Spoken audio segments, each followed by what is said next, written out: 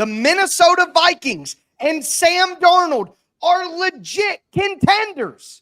That and more on today's edition of Locked On NFL. The new Locked On NFL. The madman Tyler Rowland is your double shot of NFL espresso with the Locked On local experts on every major story. Get ready. Rowland is revving up. The new Locked On NFL starts now. Locked On Podcast Network. Your team every day.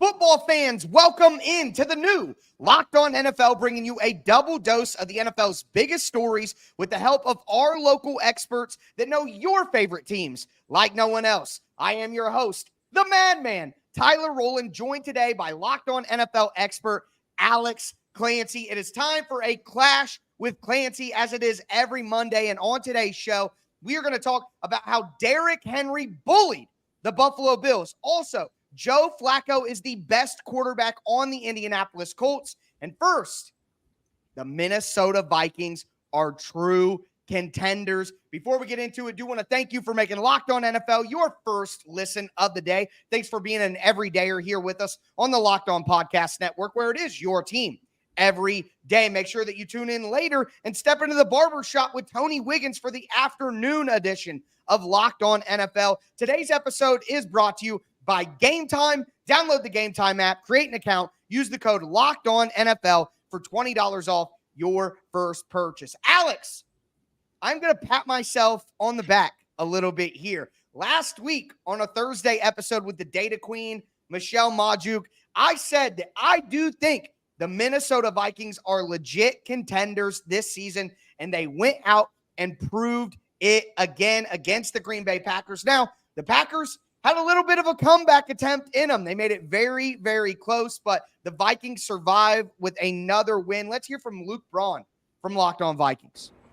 Never a dull moment, is there? The Vikings, it was an easier win than it looked like, but the final score is 31-29. Vikings scream out to a 28-point lead. Packers spend the whole game trying to rally, but it was always just a little bit too little, too late, and it ends up being onside kick and kneel downs at the end. So the Vikings move to 4-0 after a beating of the Packers.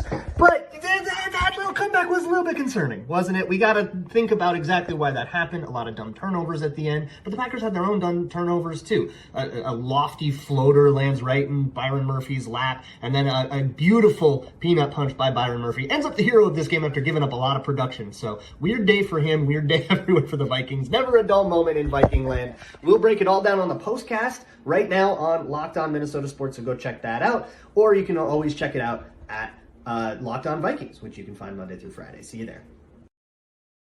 Luke can say whatever he wants, but we both know Luke likes it weird, okay? That's how he prefers it. I think that's pretty clear. Shout out to the brain, Luke Braun. But I think this is a classic case of Minnesota got up big early and took their foot off the gas pedal. I mean, Green Bay scored 22 points in the fourth quarter to make this look closer than it was, but Sam Darnold overall was fantastic. 20 for 28, 275, 3 touchdowns, did have the interception. But one of the reasons I keep saying that the Vikings are true contenders is because of the supporting cast. We know that Brian Flores has that defense completely charged up.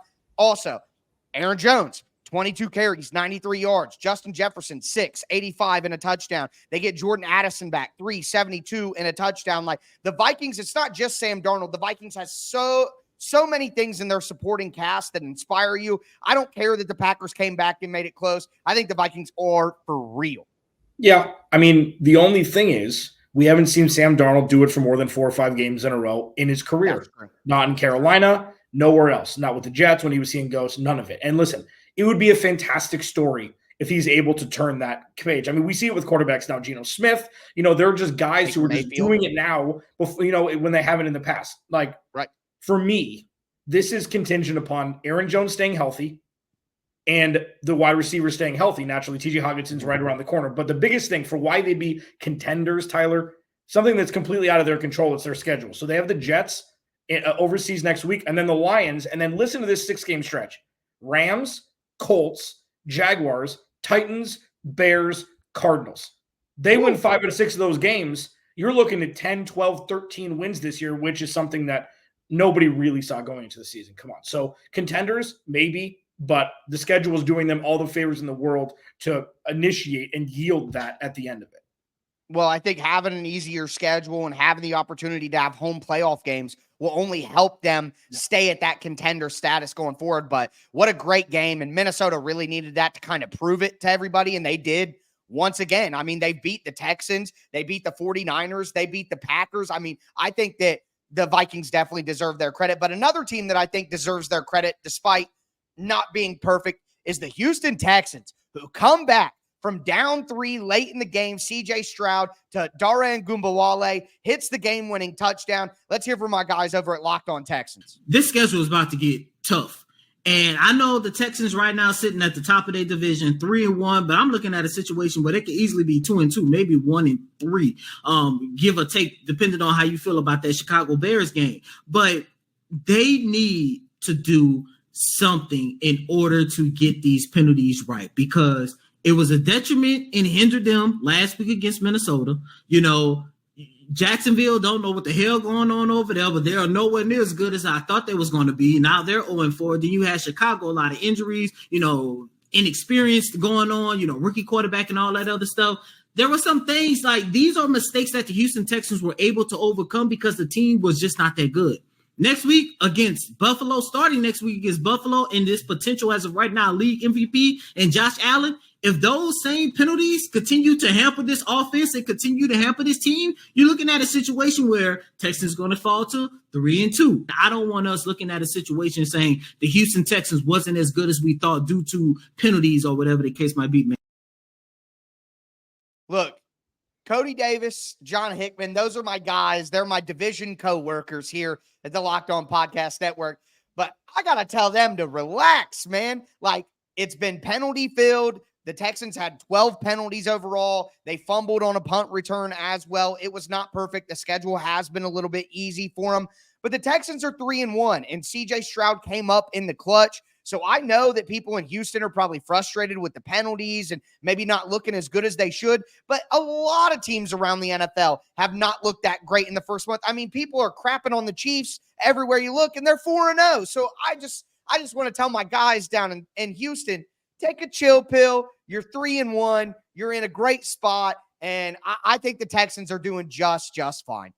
Do they forget the T.J. Yates and Ryan Mallett and Matt Schaub Texans? What are we doing here, guys? I got to talk to both of those. John Hinkman, you're better than that. Yeah, like they've got the best receiver in football through 4 weeks. I mean, Nico Collins is absolutely incredible. 12 catches, 151 yards, and a touchdown in this game. That's his career high for catches. Yeah, so with him, he's got that, you know, Devontae Adams and, you know, other receivers where everybody knows he's getting the ball and he's still wide open getting the ball. That is rare, okay? They've got things to work on. Sure, CJ Stroud in his second year. The fact that they did win this game when it was ugly, that shows maturity, coaching, stability. That doesn't happen. They shouldn't have won this game. They played a poor game. Right. They pulled it out at the end. They get a dub and move on for sure. Yeah. Well, I think the big thing is they're looking at it as, oh, I don't want to think that the Texans are better than they are. I think it's the opposite. The Texans should have won by even more in these games if they weren't messing themselves up with penalties. So I think Houston may be even a better team than they look like they are because of some of the self-inflicted wounds that they've had. But what a crazy week 4 in the NFL. It was Survival Sunday, and the Indianapolis Colts and the Cincinnati Bengals absolutely survived when they need to. And King Henry, Derrick Henry, bullied the Buffalo Bills. It's Locked On Podcast Network. It's your team every day. Today's episode is brought to you by Game Time. Look, Game Time is the best place to buy tickets. They have the best features in the industry by far. And they have a brand new feature that makes Game Time even better. It's called Game Time Picks. Game Time Picks makes getting tickets for your favorite live events even easier. Game Time Picks filters out the fluff to show you only incredible deals on great seats so you don't have to waste time going through thousands of tickets. But they also have a view from your seat. You literally get a panoramic view from your seat so you know what you're going to be looking at when you sit down. And if you toggle on the feature, you're going to get all-in pricing. So the price that you see for your tickets is the price you're going to pay for your tickets with no surprise fees. Make sure you take the guesswork out of buying tickets with Game Time. Download the Game Time app, create an account, use the code LOCKEDONNFL for $20 off your first purchase. Terms apply. Again, create an account, redeem the code LOCKEDONNFL for $20 off. Download Game Time today. What time is it? Game time. All right, Alex, let's continue today's breakdown of week 4 in the NFL. It was Survival Sunday. The Vikings survived a comeback attempt from the Green Bay Packers. The Texans survived a late deficit to win. Now we got to talk about two teams that really kept their season on track on Sunday in the Cincinnati Bengals and the Indianapolis Colts. We're going to start with Indianapolis, who came out hot against the Pittsburgh Steelers, but a lot of that had to do with the quarterback change. And Anthony Richardson injured his hip, and then he comes back in 2 minutes later after going to the locker room, and immediately on the first play that he's back in, the Colts run a quarterback run, and he gets blasted, absolutely blasted, injured again, out for the rest of the game. Now, Anthony Richardson is talking about the fact that, he should be okay and all of that, but I think it creates an interesting conversation in Indy. First, let's hear from Jake Arthur from Locked On Colts. Narrow win for the Colts, 27-24 over the visiting Pittsburgh Steelers here at Lucas Oil Stadium. Colts now 2-2 on the season, and they bring Pittsburgh's undefeated streak to an end.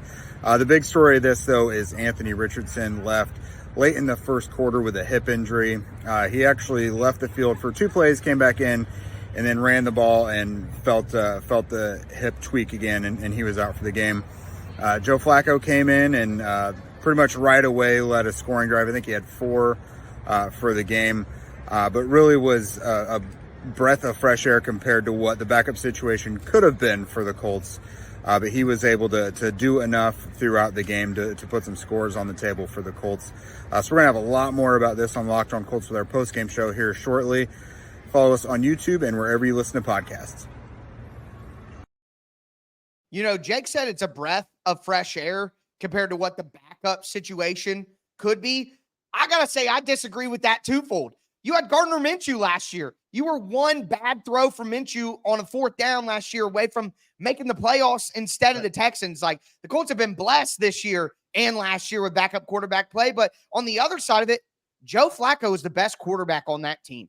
And I know that the Indianapolis Colts need to play Anthony Richardson because he's the future. And his long-term development is probably more important to them than going 9-8 with Joe Flacco this year. But if the Colts want to win games, and Chris Ballard may be on the hot seat here with some of the lack of moves that they made to improve the team in some of the weak spots, the Colts needed to get to 2-2. And they might need to slow play it with Anthony. He had under 50% completion going into this game. He was one of the worst quarterbacks in the NFL, near the top of the NFL in interceptions so far this year. He has been awful to start this season. So if they really are focused on winning games, might just let Joe Flacco play for a few weeks while Anthony Richardson gets healthy. Yeah, and it's not Anthony Richardson's production specifically. It's Michael Pittman Jr.'s production. Yes. It's Jonathan Taylor's production. If A.D. Mitchell, if they want to have him on the football field, it's that with Joe Flacco. Josh Downs, who scored a touchdown today. Tight end scored a touchdown today.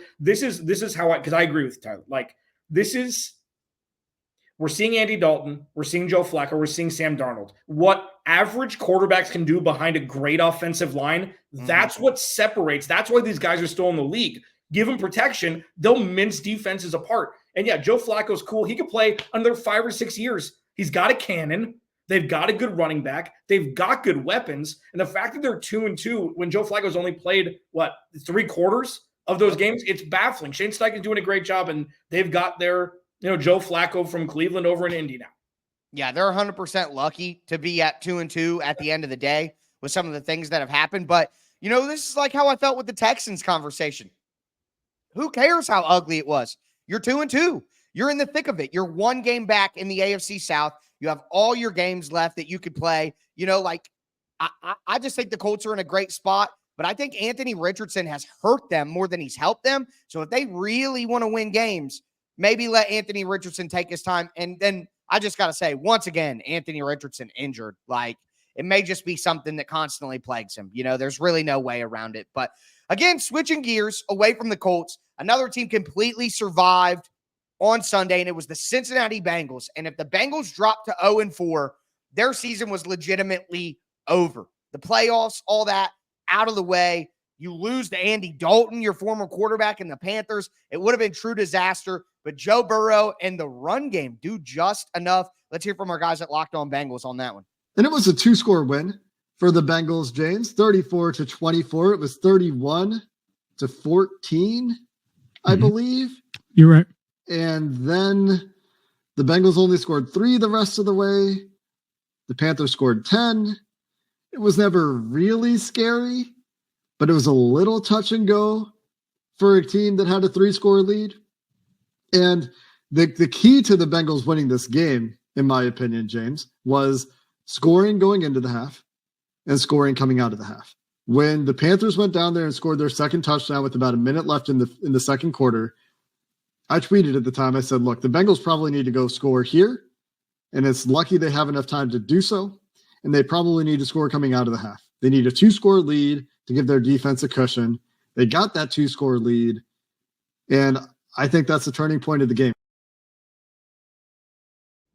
I mean, I think he's right. Obviously, Jake, smart guy. They do great work over there at Locked On Bengals, but I just want to give the Bengals credit for this, the run game. The Bengals are not known as a run team, and they have had struggles in the past when they need to run the ball and they can't do it. 31 carries, 141 yards in this game. They salted the game away. It was 31-21 going into the fourth quarter, and the Panthers did get that field goal to make it a 1-score game, and then the Bengals responded with a field goal of their own to make it the 10-point lead that they won by 34-24. But the Bengals being able to run the football, I think, was something that was impressive, even if it's against the Carolina Panthers. Yeah. And this long-term with the defense struggling, they have an offense that can withstand giving up 25 points a game. So at least they have that going for them. And yeah, with Pittsburgh losing and with the Ravens being at 2-2 and Cleveland being a mess, this division's still wide open. So yeah, Joe Burrow looked great. Jamar Chase looks spry. T. Higgins looks healthy. Chase Brown is probably their most talented running back that they've had. I would say even over Joe Mixon, even though Joe Mixon's more of a between the tackles guy. More bursty. Yeah. Well, yeah. And then, you've got Zach Moss. So, I mean, they've got the juice to be able to score points in any sort of weather as we get to cold weather if they can run the ball. So, yeah, I mean, they look pretty good. Mike Gesicki's not a bad – yeah. So they're top 5 offense on paper. And you got to give them credit. They go out, they get Trent Brown. Obviously, they draft Amarius Mims. Yep. They set themselves up to deal with an injury at tackle instead of in previous years where they had no depth on the offensive line. So now Trent Brown is out for the season, but you have a first-round offensive tackle, and first-rounders are expected to start right away. So you got to give the Bengals organization credit for, people could look at the team and say, why would you take another offensive tackle when you just traded for an offensive tackle and then you sign Trent Brown to go with Orlando? They did that, and now they're set to do that. One thing that people were worried about coming in the year is, will Burrow be back? With the injuries, and the offense is back. They got to get the defense back together, but the offense is back. So I think while they're 1-3, and while it hasn't been great, and maybe they should have handled the Panthers a little bit better, I think you got to have a level of optimism with the Bengals still, even with where they're at right now. Yeah, for sure. I mean, in the first month of the season, it's like the preseason now. Nobody plays in the preseason. You don't really know a whole lot. Unless you start 0-4, you're not, you're not stabbing your playoff dreams in the heart if you're 1-3. I mean, there's so much bad football being played, Tyler, that yes. Especially when it gets cold, man, everything's up for it. So they're right in the thick of things. 100%. But speaking of cold weather, someone who's great in cold weather is Derrick Henry, the king. And it didn't even need to be cold in Baltimore on Sunday Night Football for him to dominate the Bills. So we're going to discuss that now. Before we do want to let you guys know that today's episode is brought to you by FanDuel Sportsbook.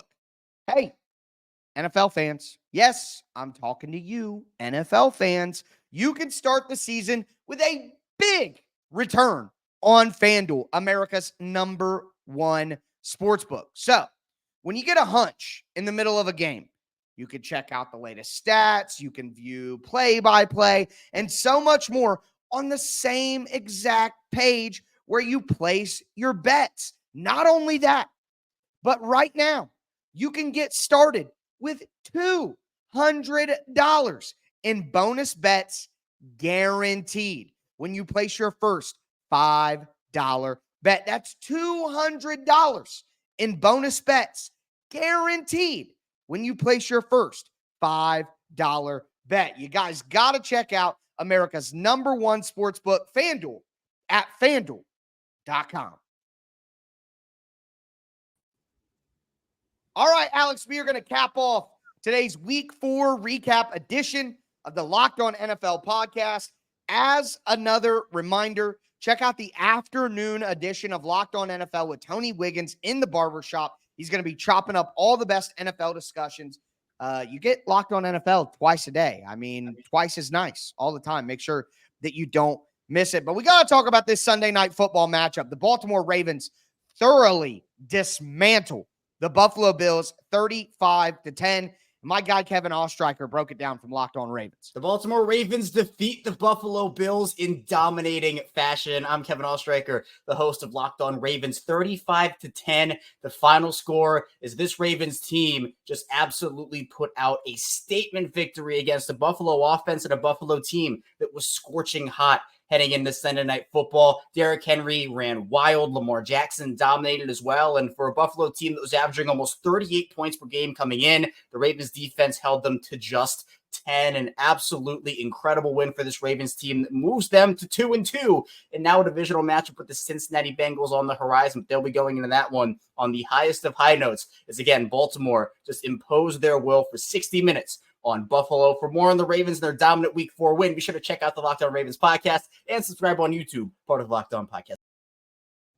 Derrick Henry, 24 carries, 199 yards, and a touchdown. Had the 86-yard touchdown run that was a vintage Derrick Henry play. Not only that, Derrick Henry forced 7 missed tackles, according to Next Gen Stats, had plus 119 rushing yards over expected. That is the third most rushing yards over expected in a game since 2018. Derrick Henry, if there was any conversation about him being washed or maybe him not being the player that he once was, he kind of put that to bed with this absolutely dominant performance. Lamar Jackson played great, but the story is 100% Derrick Henry.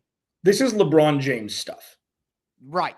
It is. Like, it's unexplainable. The amount of carries he's had, the amount of workhorse he's had to be for a Tennessee team that didn't have a pass game for a good portion of the time he was there.